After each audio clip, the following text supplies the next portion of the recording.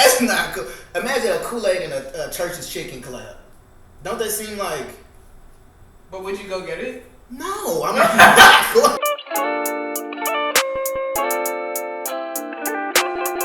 Hi guys, my name is Amaka and I am the girl that likes to color, and this is Colorful Theories, a show where I have conversations over coloring books with some super dope creators.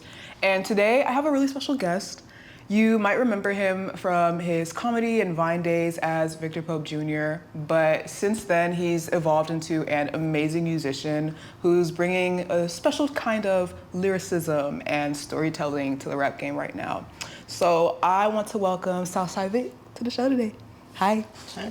How are you? Pretty good. Great intro. Yay, I'm glad. Had to do you justice. Yes.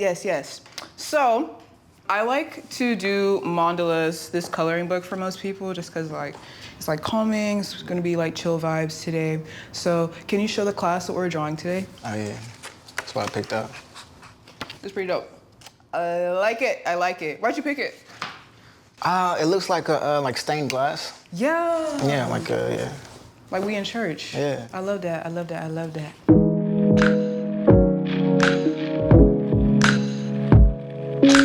I like to start off the show with a game called Undertones. So it's the psychology behind our favorite colors. So I asked everybody this, but I want to know, what's your favorite color? Baby blue. Baby blue, not just blue, baby blue. Baby blue, I love baby blue. That's cute. Yeah. That's cute. Let's see. Some words that are associated with the color blue, some positive ones. So we have trust, we have peace, and loyalty, just to name a few. So I'll ask you, what brings you peace right now? Sleep. It's probably a big one. Sleep. I get you. That's real though. Music, classical music. I love classical music. Okay, good.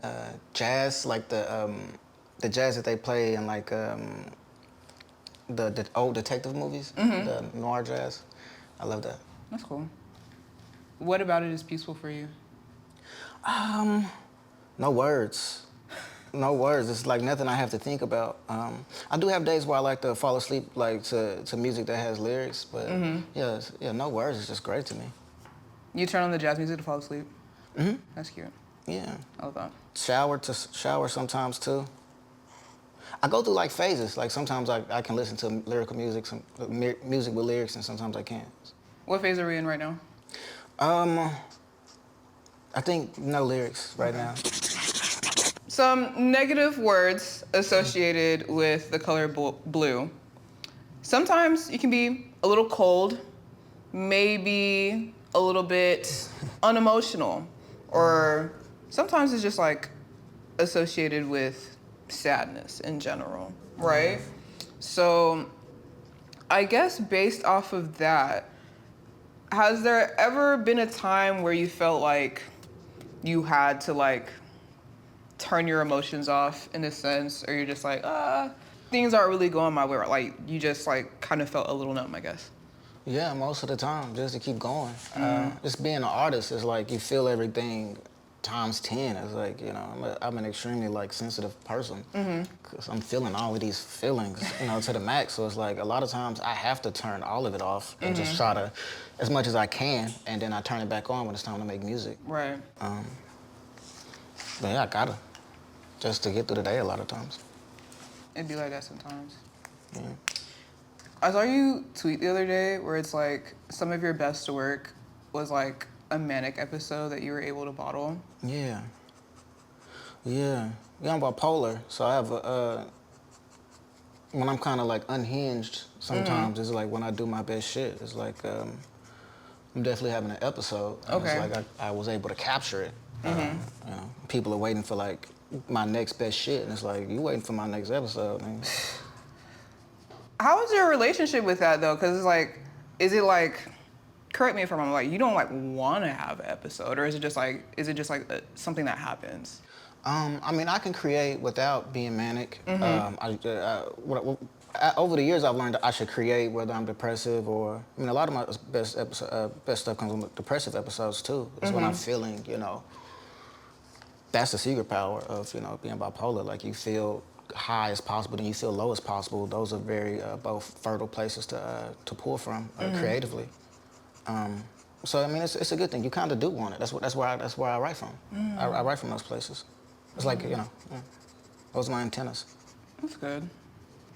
It's a little icebreaker of a game. Thank you for playing Undertones.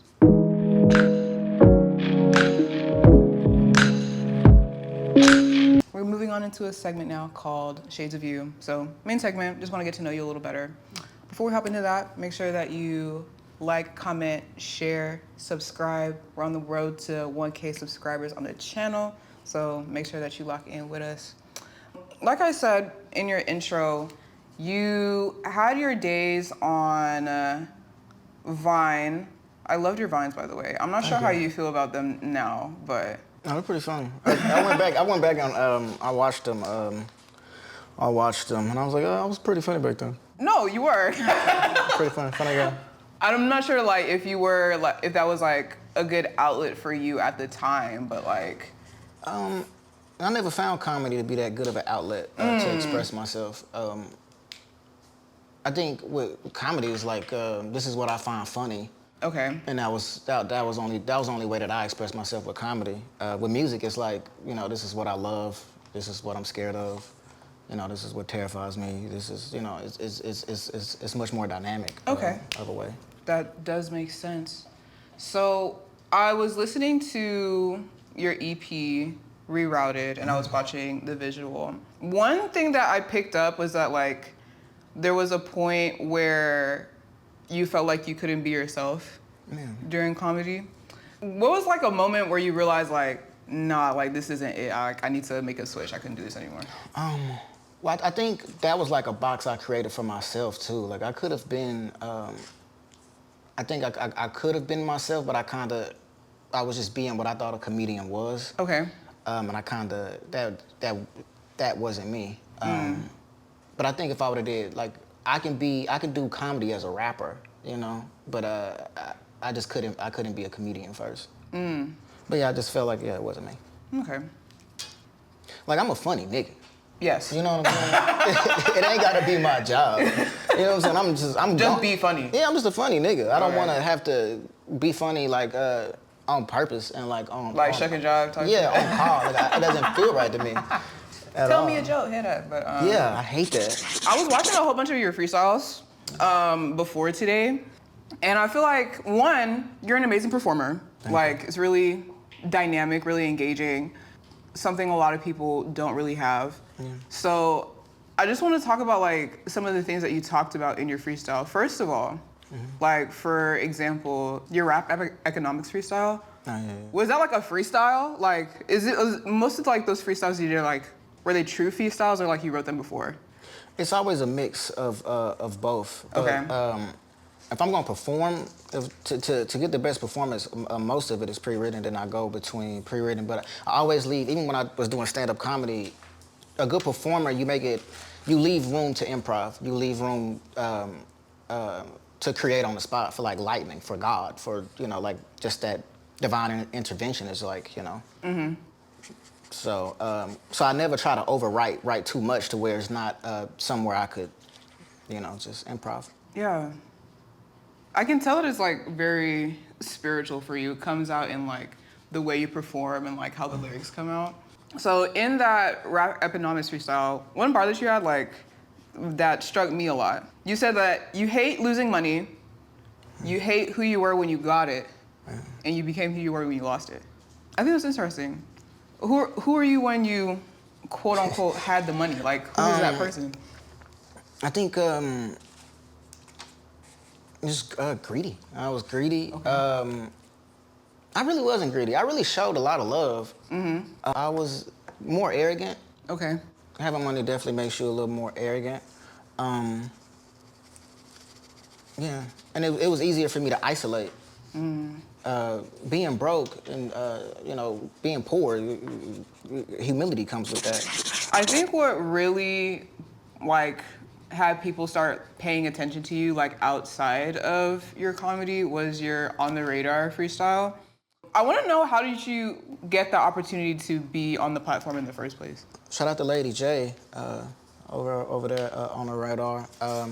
She had saw my rap economics freestyle. We had been in contact.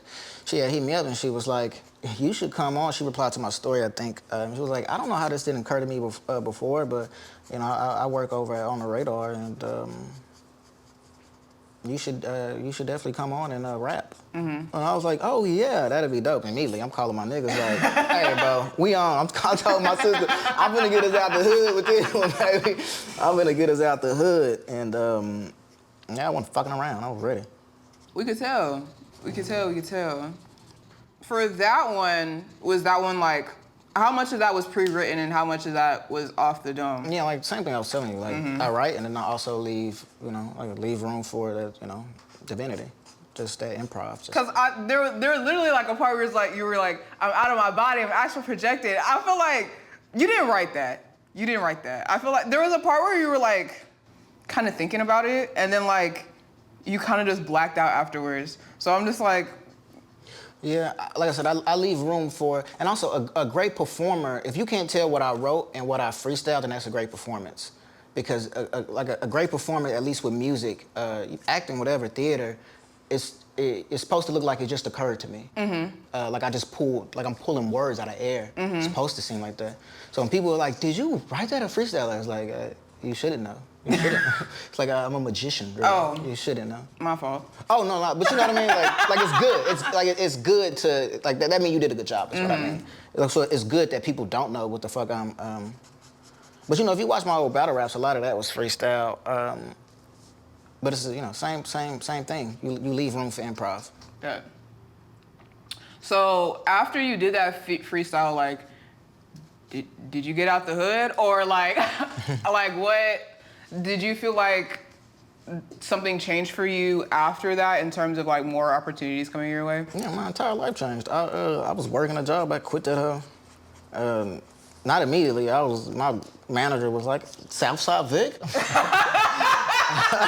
Hold on, gangster. No I'm like, hold on now. And the manager, it was like 20 managers there. Matter of fact, it was so many managers. But they was all like, "Oh man, I see you on this and this." I'm going to the part to who motherfuckers was like, "Bro, I did not know you rapped." I'm like, yeah. Y'all thought I was just out here giving buckets, and nigga, I can spit. But I mean, I don't really, a lot of times I don't introduce myself as a rapper. I'll be like, for what? I'm not I don't be, all the niggas' faces with it. But you gonna know when you hear me. But yeah, my entire life changed. My entire life changed for the better. That's dope. That's what led me to stop drinking less and just working out more and, just running and shit like that. I gotta be, as much as I like tell myself like, this art is like, I'm just like an antenna for God and just a higher power. I had to stop drinking as much because it's like, if I'm an unworthy vessel, what am I doing? If I'm just an instrument, then I'm out of tune at this point. I'm not clean. When it comes to the freestyling afterwards, people are coming up to you like, "Oh my God, I seen you." Like, has there ever been like a specific instance where like there was like, "Oh, that was like a really crazy like situation where somebody recognized you," or if somebody like says something stupid to you or something at work or one of your family members, XYZ, something funny? Yeah, every day, all day. People really be tweaking. A lot of people be tweaking. Strangers. I was at Church's Chicken the other day and ordering, and the dude walked up to my car window and was like, "Southside Vic." And I'm like, "Bro, what?" It was crazy. Like, and we're in the drive-thru and he's at my window. I'm like, I'm trying to get my food. I'm crying. What did you order? Tuesdays they do the 2-piece for $1.99, spicy or otherwise. Do you think Church's is better than Popeyes? Now, listen, I was telling people that Popeye's new spicy recipe it's revamped. From Church's, they stole it. Yeah, yeah, from Church's, yeah. But yeah, Church's got a different recipe too. Church's is just the best right now. I'm not gonna lie to you. And they biscuits are better. I would agree, cause when last time you had Church's? Literally with my family. My family would always go to churches like after church on Sundays. Okay. Okay. But I haven't had it since like I was a kid, bro. Tap in. Cause I feel you, cause I didn't eat church's chicken. Cause I used to say, my mom used to say, hey, greasy ass chicken, and damn near was kind of greasy, real watery damn near. But now, like I tapped in, and they doing something. My fault, I ain't turned up all you out the church. No. That's the point. But they doing like, their thing back there, man. The conversation ebbs and flows. That's what this is for. But like, real. At least the church is by my mama's house. That's good at churches. Oh. So like, cause you know Popeyes has like the Don Julio thing or whatever, which is diabolical, by the way. I don't know how to feel about that. Oh my God, you're gonna be on that toilet for days. Yeah, it said the Don Julio and the Popeyes collab, and I don't think they said what it exactly will be, but I can't see it not being offensive. Just straight up offensive. I'm offended. Why? And I know they ain't do nothing yet, but like, I don't know what they doing, but I'm offended at the link up. I don't like it. I don't like it. But you know, what if that's like their next their chicken sandwich or whatever? That's offensive. There's nothing that they could be doing. How is that offensive? If people are going to go buy whatever it is, bro, that's just not. That's not cool. Imagine a Kool-Aid and a Church's Chicken collab. Don't that seem like? But would you go get it? No, I'm not going. No. Oh, okay. No. That's very stand-up of you. I'm not boycotting, but I'm also not popping out. You wouldn't get curious at least? No, yeah, okay. It's just like off the principle, like no. I'm curious about the Popeyes and the Don Julio. They didn't even say what it was. They can't sell alcohol though, right? They've never sold alcohol. What are they doing? But what if they're changing it today, right now? They start selling margaritas with the spicy 2-piece now. On Tuesdays? If I'm already there on a Tuesday, then I could do that. That's funny. I know, like, when it comes with it now, like, you seem like a reserved people person, which, me too. But in the age where, like, people are, like, promoting themselves on social media, like, if you're not on Instagram or fucking Twitter every day, people done felt like you fell off.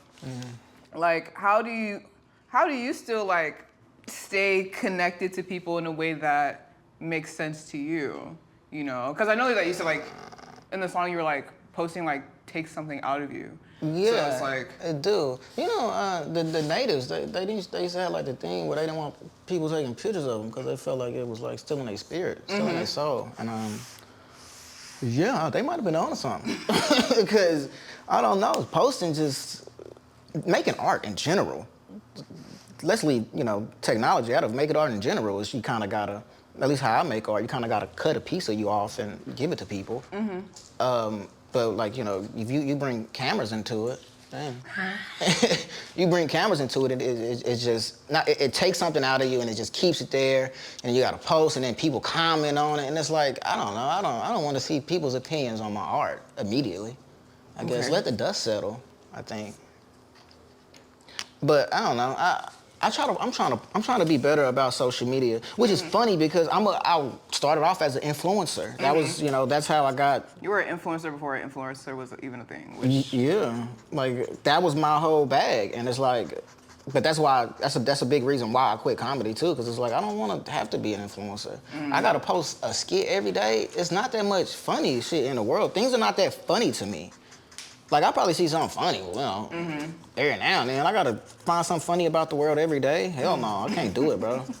So, just the influencer of being a musician, I don't know. I try to keep it, I don't want to do it. I don't want to do it. And if my career suffers because of that, then I can charge it to the game, man. I'd rather just be happy. It's about, my peace of mind come first, bro. My peace of mind come before money. It come before success. Well, it is success, I think.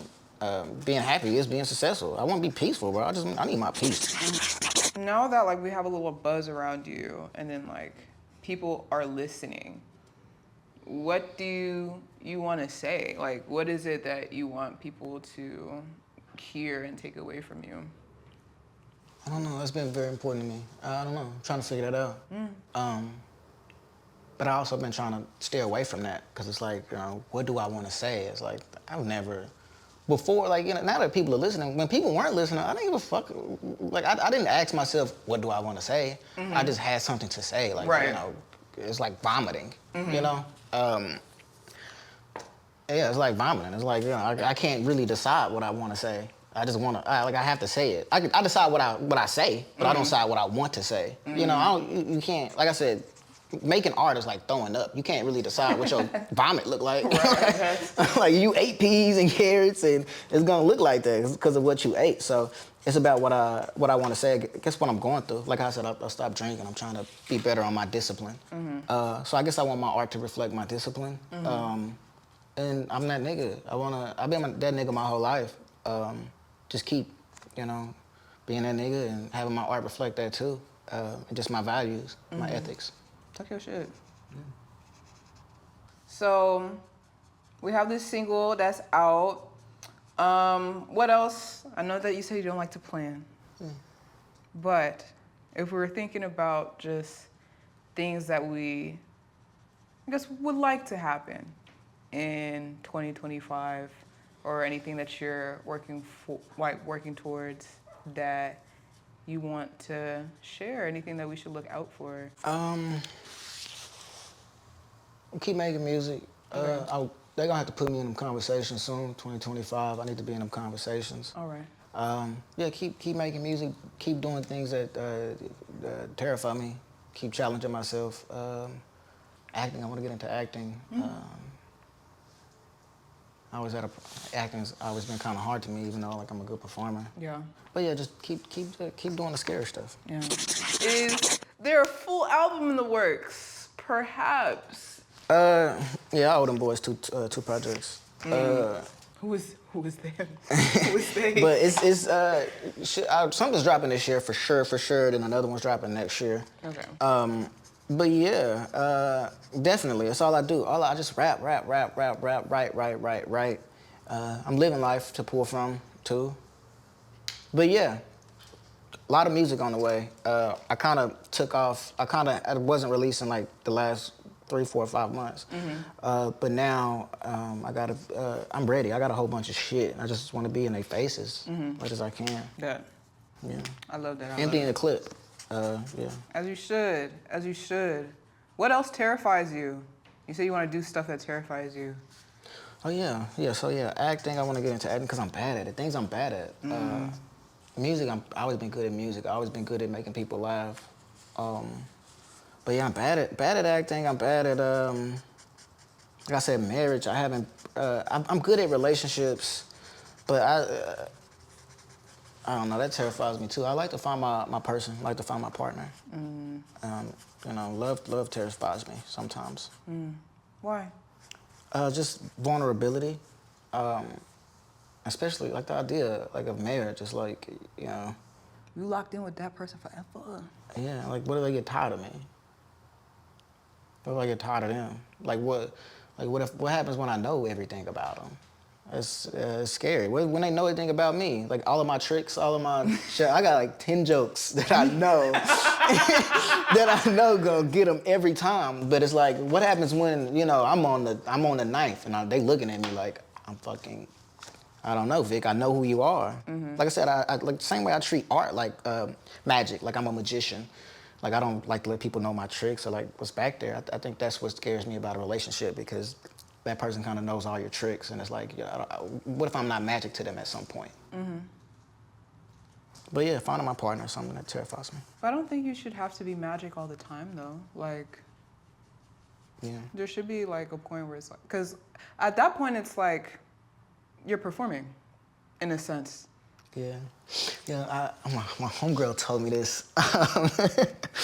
Yeah, my homegirl told me this. She told me the exact same thing. She's like, you're performing in your relationships, and that's why a lot of them didn't work out. It was because sometimes eventually the show got to end, And it's like, yeah, but I don't know, I'm just such a performer. It's hard for me not to I view everything through the lens of performing, I think. Even my sobriety, it's all performance to me. So a relationship is the same way. It's a performance. But yeah, that's something I have to tear apart. That's like I said, the vulnerability, the fear of that, of learning and growing. Like, it isn't a performance. My homegirl said the exact same thing. So crazy.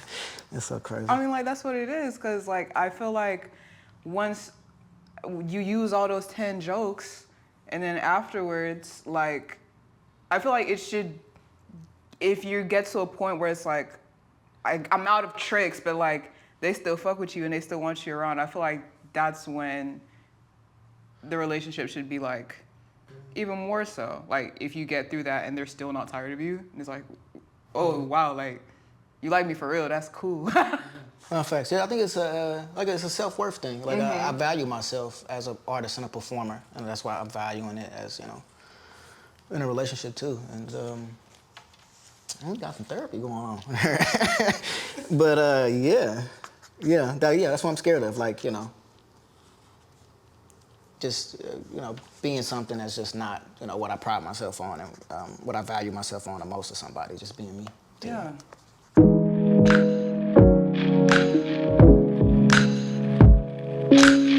We're gonna move into the last segment of the show. It's called Outside the Lines. So, risky topics, hot takes. I made a special one for you today because one of your songs made me think of this. But you have this song called Stones, and you said you're just out here because you that nigga collecting all these women like stones. Yeah. So I am going to name like a few archetypes of women, and I'm going to ask you to rate them 1 to 10, Keith Lee style. And then we'll go from there, just because I'm interested in your taste. Okay. So, Ratchet Girls on a scale of 1 to 10. I love ratchets. I love ratchet women. I can't lie. I'm a big fan. Okay. I need a project trick. I love that.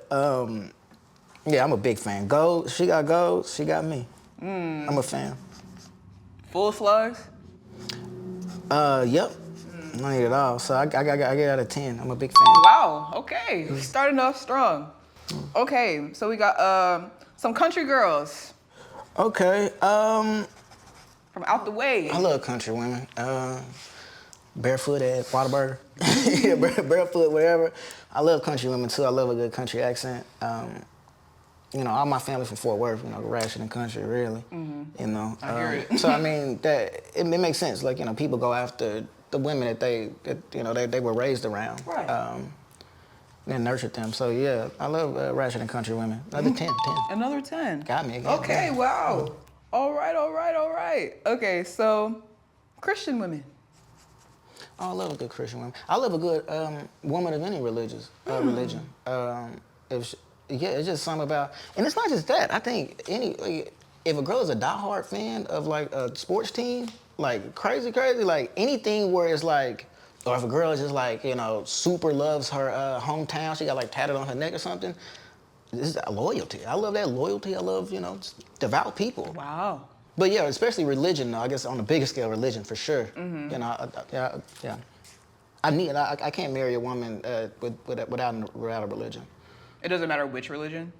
No, not at all. Okay. As long as she ain't on some, yeah, as long as it ain't like no cult, as long as it ain't no new cult. 1 to 10? 10. I mean, yeah. Oh, we keep up. That's what I'm going for. We're going that's my high. type. Country, ratchet, religious. Where you at? Okay. That is funny. Okay. So like a little bad and bougie, trendy girl. Like maybe you gonna catch her in the club.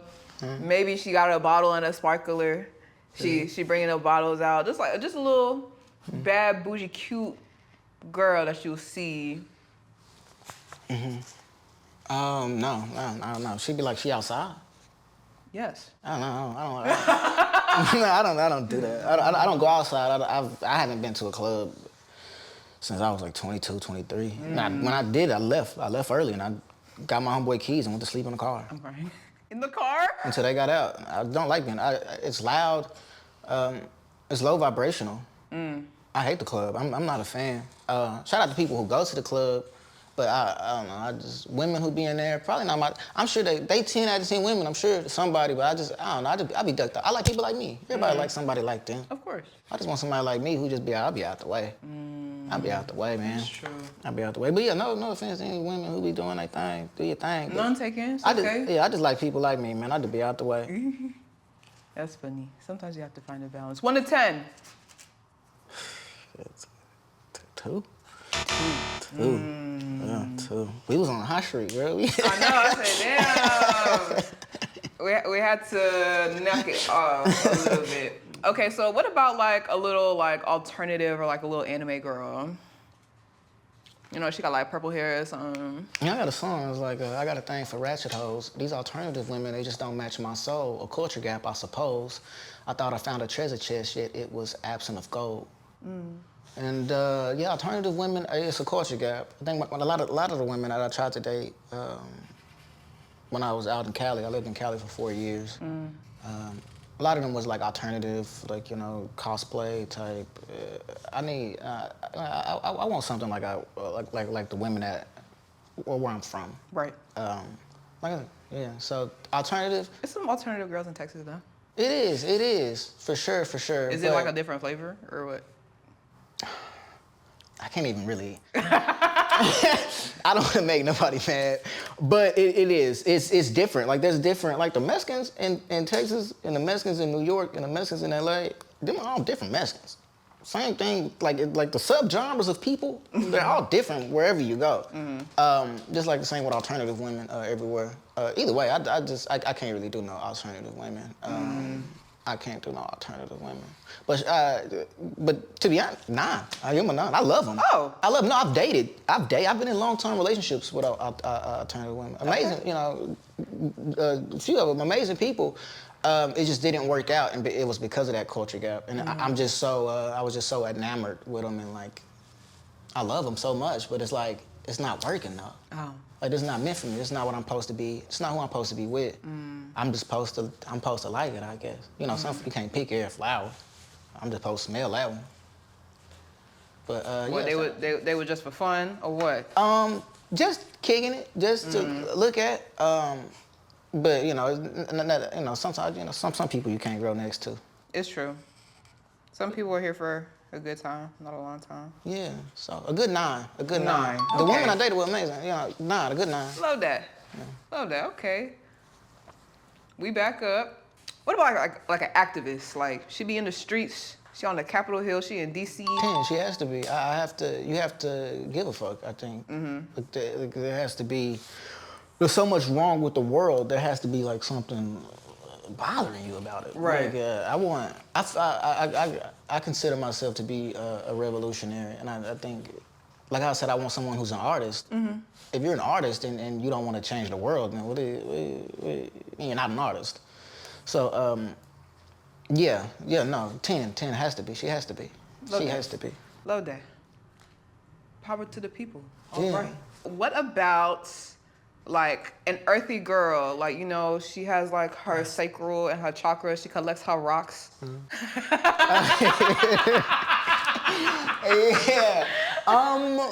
I like that. I like the, you know, the super, I mean, you can be spiritual without doing all of that. But Yeah. I call them, like you said, the rock girls, they're cool. I like them too.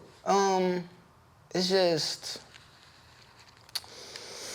I like how they look more than I like what they be talking about. I like braids, I like dreads, I like tattoos, I like all of that. Like you look like you smell good, like you come from the earth. Like you weren't born, you bloomed. And I love women like that. I'm a fan. But I give them a 7. I'm giving them a 7. Yeah, I had a few. Like my song Stones is what it was about. I've been in LA collecting women like stones. I just met one who really collects stones. She gave me one of it was opal, something, I don't know. It was pretty good. Oh. But I like stuff like that. I like those women. That's funny. Okay. What about like a serial entrepreneur? Like a girl, she do hair, she do lashes, She probably sell meme coins, do the crypto shit. Meme coins. I was with you, but she hustling. Oh my God. She's a meme coin day trader. She's up 2,000% on Moneki or something. Yeah, I don't know.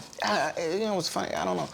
I think I'm trying to unlearn it, but I think something was instilled in me. I always associated like the hustlers and entrepreneurial people and like money. It's not true, but I always that's like anti-spiritual. Like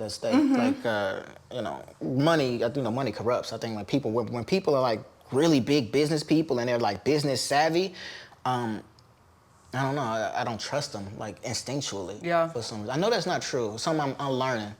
I know that's not true, but yeah, that'll be something I'd have to work past. I think it's dope though. I love a woman who's just stay busy, juggle, baby. Let's get this bread, get your money. Yeah. I love a woman about her money. Meme coins. 10 now, 10. Oh God, stay busy, because I've dated people who don't do nothing for real. And that's cool and all, but I love a woman who's It ain't that cool, but... I mean, it ain't that cool. when I say that shit cool, like that's cool, that means that shit not, yeah, that's what it means. I heard you. All right. Last one, white women. No, I think, shout out to white women, I guess. I think my issue why just dating outside your race, I think, like I said, like people are going to date, let's say I had a son, right, or a white woman. A lot of men are going to try to date somebody that's like the same race as their mom or aunts or grandma or whatever. So I had a son. Let's say if I had a son, and then he would go on to date a white woman because that's who raised him. He's gonna have an affinity towards white women. So my grandkids are 25% black at this point. My great grandkids, I don't know the math on that. It's less than 15. I'm pretty sure. Yes. White people are cool, but yeah, eventually it's gonna continue to dilute. I love being a black man. It's gonna dilute what I love about myself and what I love about my people. But yeah, I mean that's my biggest thing. I don't wanna. I want to keep it. I want to keep things black over here. I think. 1 to 10. Hey man, shut up. 6, 7. Cool.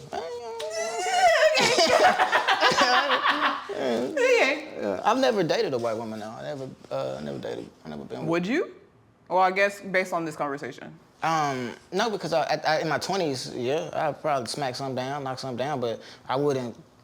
In my 30s, it's like, because like now I'm thinking about long term. So it's right. Like, I'm not going to date somebody I couldn't see myself having kids with or being married to. True.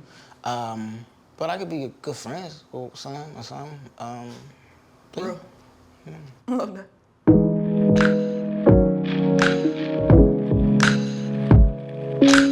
We are done, live and direct. Can you show the class what you made today? Boom! I like this. This color scheme.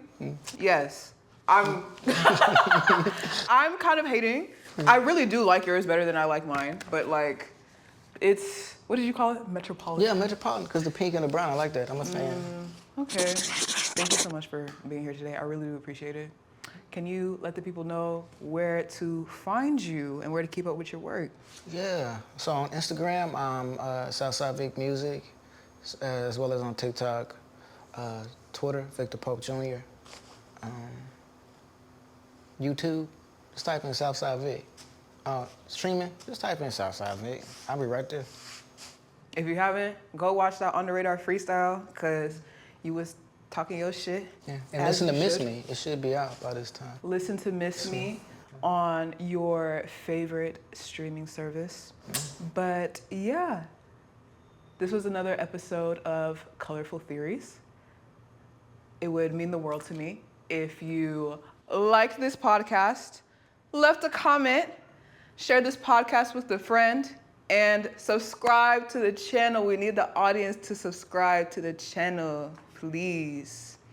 But yeah, we'll see you next time with some more colorful theories.